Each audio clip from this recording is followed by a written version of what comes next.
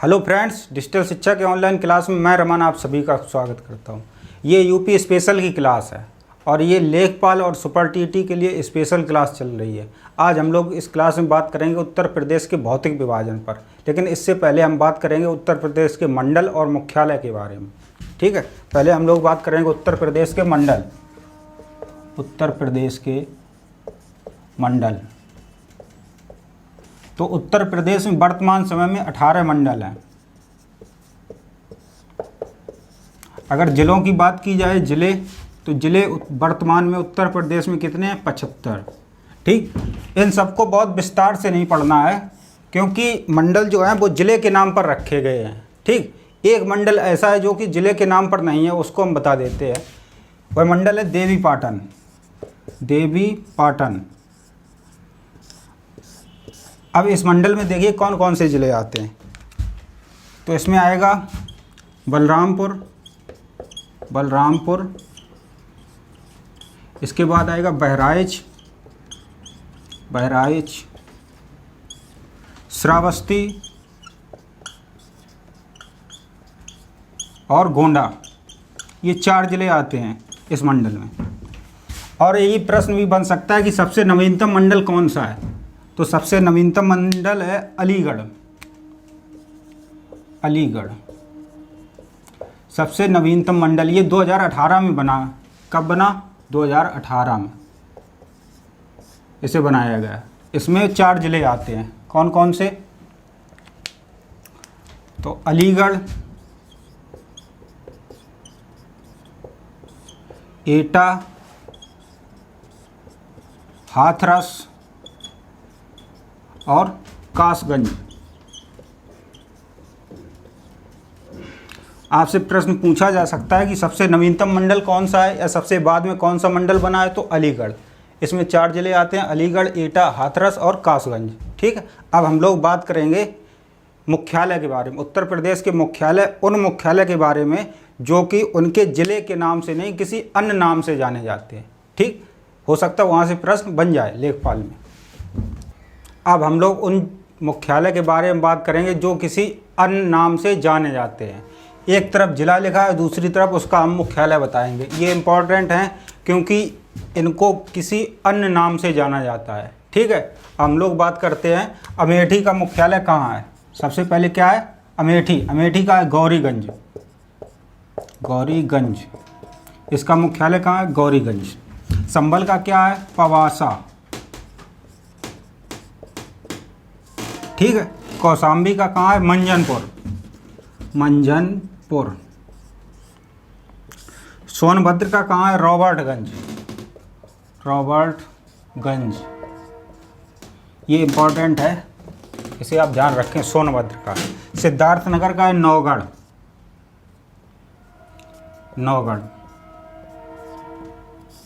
ठीक है, जालौन का कहाँ है? उरई। इसके बाद यहाँ पर आते हैं कानपुर देहात का अकबरपुर माती। अंबेडकर नगर का अकबरपुर। इसके बाद फरक्काबाद का फतेहगढ़। इसके बाद संत कबीर नगर खलीलाबाद।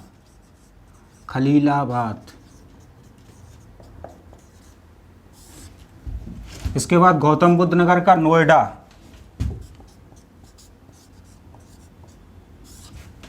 कुशीनगर का पड़रौना। ये इतने मुख्यालय हैं जो किसी अन्य नाम से जाने जाते हैं। ठीक, यहाँ तक कोई दिक्कत? अमेठी का गौरीगंज, संभल, पवासा, कौशाम्बी का मंजनपुर, सोनभद्र का रॉबर्टगंज। इसे आप याद रखें, ये इम्पोर्टेंट है। सिद्धार्थनगर नौगढ़। जालौन का कहाँ है? उरई। कानपुर देहात का कहाँ है? अकबरपुर माती। अंबेडकर नगर का अकबरपुर। फरक्काबाद का फतेहगढ़। संत कबीर नगर का खलीलाबाद। गौतम बुद्ध नगर का नोएडा और कुशीनगर का पड़रौना। ठीक, इसके बाद हम लोग करेंगे उत्तर प्रदेश का भौतिक विभाजन, उसके बारे में हम लोग पढ़ेंगे। ठीक है, यहाँ तक अगर कोई दिक्कत कमेंट करके बताइए। अब हम लोग बात करेंगे उत्तर प्रदेश का भौतिक विभाजन। उत्तर प्रदेश का भौतिक विभाजन अगर बात करें तो इसके 3 भाग हैं। कौन कौन से? नंबर 1, 2 और 3। देखिए, सबसे पहला है भाबर एवं तराई क्षेत्र। ये एक ही है, भाबर एवं तराई क्षेत्र। दूसरा है मध्य का मैदानी क्षेत्र, मैदानी क्षेत्र। और तीसरा है दक्षिण का पठारी क्षेत्र। इसे बुंदेलखंड का पठारी क्षेत्र भी कहते हैं और इसे गंगा यमुना का दोआब क्षेत्र। एक एक करके सबको पढ़ते हैं। देखिए, भाबर क्षेत्र। भाबर क्षेत्र क्या है? जब उत्तर प्रदेश में हिमालयी नदियाँ उत्तराखंड से प्रवेश करती हैं तो यहाँ पर सहारनपुर से कुशीनगर तक, कहाँ? कुशीनगर तक भाबर क्षेत्र जो है फैला हुआ है। जब ये हिमालयी नदियाँ प्रवेश करती हैं तो अपने साथ तेज बहाव के साथ बड़े बड़े कंकड़ पत्थर लेकर आती हैं। ये यहाँ पर ये क्षेत्र चौड़ा है सहारनपुर की तरफ, और यहाँ कुशीनगर की तरफ दबा हुआ है ये क्षेत्र। ठीक है, ये कंकड़ पत्थर बहाकर लाती हैं जो कि यहाँ पर छोड़ देती हैं।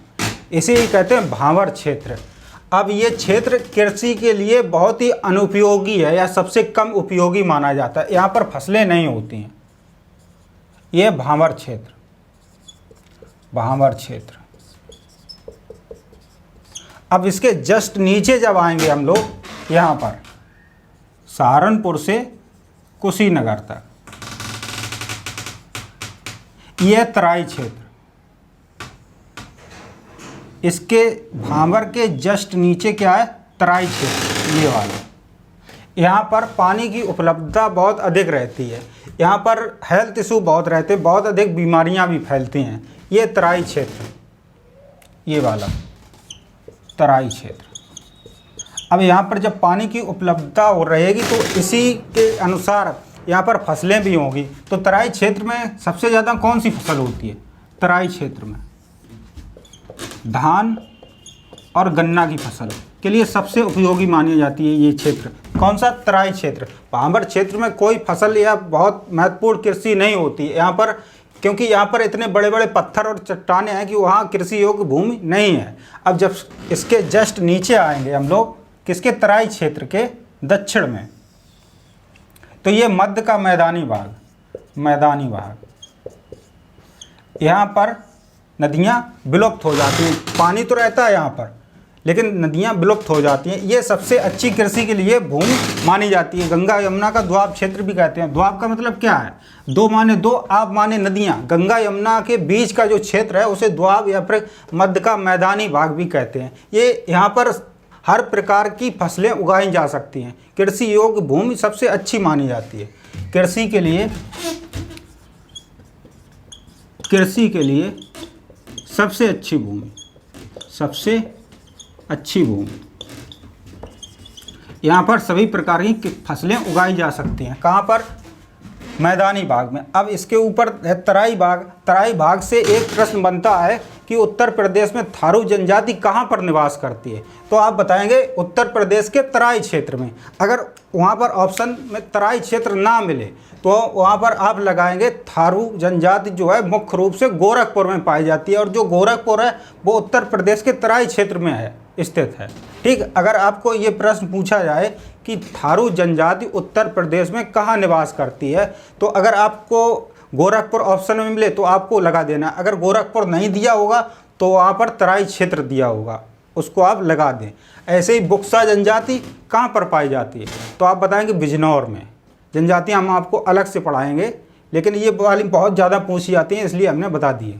थारू जनजाति उत्तर प्रदेश के तराई क्षेत्र में। ठीक है, जब इसके ठीक नीचे हम लोग आएंगे, ये वाला क्षेत्र जो है,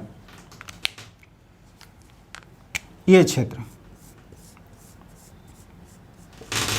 क्षेत्र जो है, ये दक्षिण का पठारी भाग, या फिर इसे कहते हैं बुंदेलखंड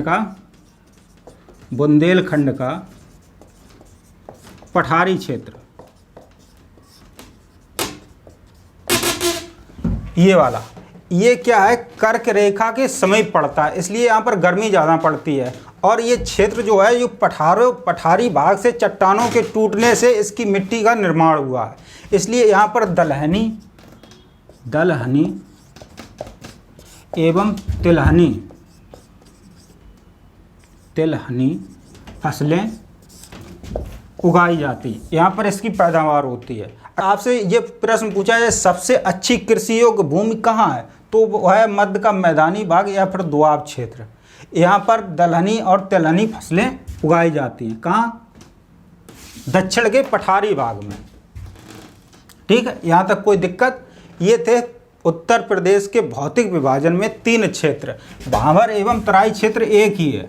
ये क्षेत्र भांवर में कोई फसलें उगाई नहीं जाती, कृषि योग्य बिल्कुल अनुपयोगी भूमि है। तराई क्षेत्र में गंगा धान एवं गन्ना की फसल के लिए उपयोगी माना जाता है, दलदली भूमि है वहाँ पर। ठीक है, कीचड़ युक्त, वहाँ पर हेल्थ इशू भी बहुत रहता है, बहुत सारी बीमारियाँ भी रहती हैं। इसके बाद आता है मध्य का मैदानी भाग। ये जो बीच वाला आप देख रहे हैं, ये मध्य का मैदानी भाग, या फिर इसे द्वाब का क्षेत्र भी कहते हैं, क्योंकि ये गंगा और यमुना के बीच का है। दो माने दो, आप माने नदियाँ, दोनों नदियों के बीच का क्षेत्र। यहाँ पर सबसे अच्छी भूमि पाई जाती है कृषि योग्य, यहाँ पर सभी प्रकार की फसलें उगाई जा सकती हैं, मैदानी भाग है। इसके बाद आता है दक्षिण का पठारी भाग या फिर बुंदेलखंड का पठारी भाग। यहाँ ये कर्क रेखा के समीप है, इसलिए यहाँ पर गर्मी बहुत पड़ती है, और यहाँ की जो मिट्टी का निर्माण है वो चट्टानों के टूटने और फूटने से हुआ है, इसलिए यहाँ पर कौन सी फसलें उगाई जाती हैं? मुख्य रूप से दलहनी और तिलहनी फसलें उगाई जाती हैं। ठीक, यहाँ तक कोई दिक्कत? अब हम लोग अगली क्लास में उत्तर प्रदेश की नदियों पर बात करेंगे। ठीक है, इसके बाद जनजाति कृषि। अगर आपको क्लास पसंद आई तो लाइक, कमेंट और शेयर ज़रूर करें।